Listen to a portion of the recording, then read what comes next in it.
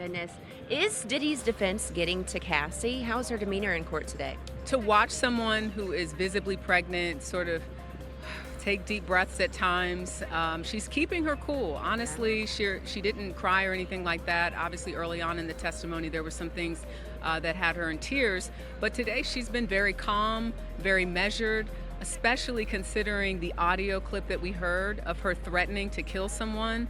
I looked over at the jury box because I was wanting to hear their reaction as we're hearing in real time her voice threatening several times to kill someone because she's concerned about this freak-off video, and the jurors were shocked. I saw the eyebrows raised, I saw them listening, and I think to hear her voice in court and see how calm and measured she is, and then to hear that side of her.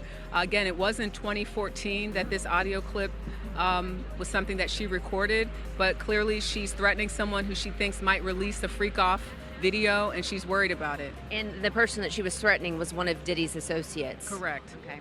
So you saw the jurors' reactions to that audio tape. What was Diddy's reaction? What was Cassie's own reaction when she heard her audio?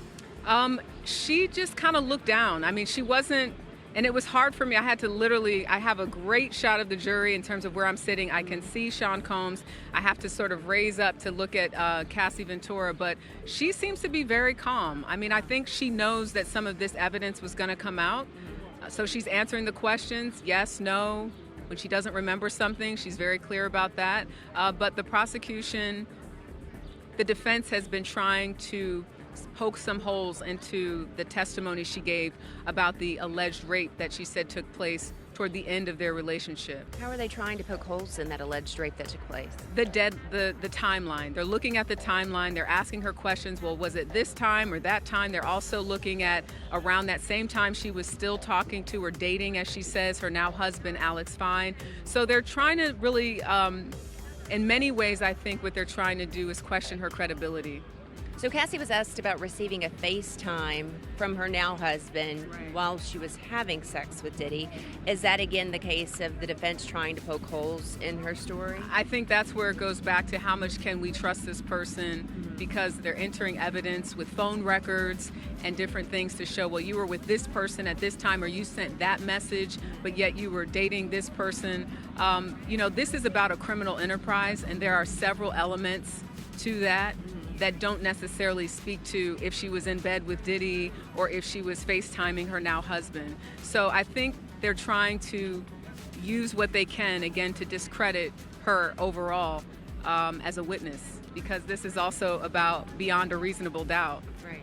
Diddy's personality, his temper has come up, and today his own defense lawyer said, could it have been his bipolar disorder? What was the reaction in the court? Right. So again, this is a moment where the prosecution's asking Ventura about testimony that she gave. I didn't see a reaction, so to speak, from the jurors necessarily when this issue came up. But again, it speaks to these mood swings that they've been talking about that he has, that Ventura has said 1 minute he could be nice and he could be kind, but with the drugs and with the alcohol, it was a completely different person. The prosecutors are hoping that Cassie's testimony wraps up today. They're afraid she's going to go into labor over the weekend. What are you hearing inside of the courtroom and rumblings as to, whether or not she will be wrapped up today, and what would happen if she doesn't finish her testimony? What would happen to the case? To watch someone who is that far along in their pregnancy breathe, kind of take their time, ask for breaks, it's not shocking that they want to get her off this stand so she can focus on having her third child.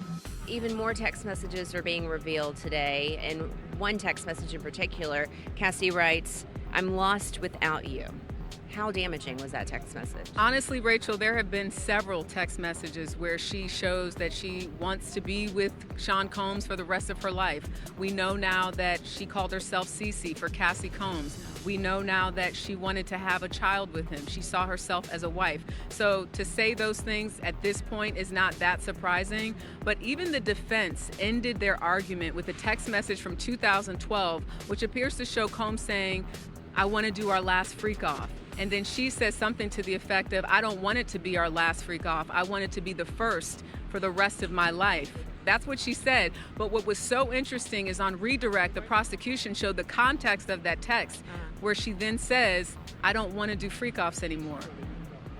That's the head spin right there. It is. And I think you could feel that energy in the courtroom. Right. Because I looked over at one of my colleagues and I like, did I write this down correctly? Mm-hmm. So yeah, I mean, but that's sort of what makes this case so interesting, because you have someone who was in this long-term committed relationship, and they say they had breaks at times, but 11 years is not something to sneeze at. And that was a long time that they were together, but it was complicated, it's complex.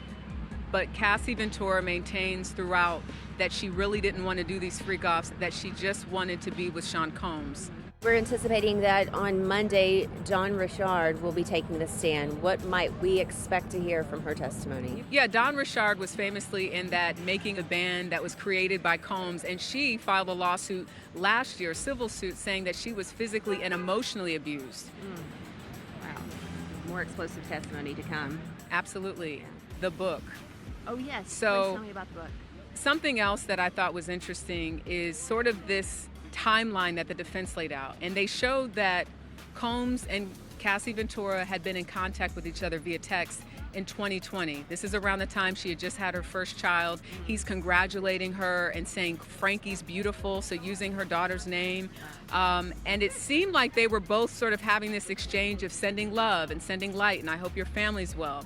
And one of the last texts Cassie Ventura sent was something to the effect of, I hope one day we'll have an opportunity to talk soon. The defense said, and you never got that opportunity, did you? That was in 2020. Then they built up the case and said, oh, by the way, in October of 2023, you moved back home, is that correct? And she said, well, yeah, I moved back with my parents. You guys have a modest home, your family home where you grew up? And she said, she said, yeah, modest home. So they reiterated, so your mother, your father, your husband, and your 2 children moved back to Connecticut to move to LA. She talks about, yeah, we were transitioning, we wanted to come to the East Coast. Then they said, where was your financial income? Where was the money coming from? Your husband was a physical trainer, that's correct. She answers the question, yes, he was a physical trainer. They're getting to this idea that money was tight around this time. She moves back home. She's not necessarily feeding into that narrative on the stand. But then they go to that November 2023, a settlement is filed in which she winds up getting $20 million, which we now know. But today we learned that the book that she wanted to offer the rights to Sean Combs for $30 million, she called it The Dark Times. For anyone who's been following this story, many of us know that in 2022, Sean Combs at the BET Awards literally shouted out Cassie and said, thank you for holding me down during the dark times. Wow. Yeah. Plot twist. That is wild. But again, it's all about them trying to create this narrative that money was down. She never got the opportunity to have this sit down that she wanted. But to show that things were apparently all good in 2020, almost 2 years after they split up, they're sending each other light and love. And now here we are, 2025. And not only was there a civil settlement, now you've got someone facing criminal charges. I also found it interesting that when asked if she hates Diddy, She said, I never hated him. and still to this day Still doesn't hate him to this day. Yeah. Right. It's a lot to parse out.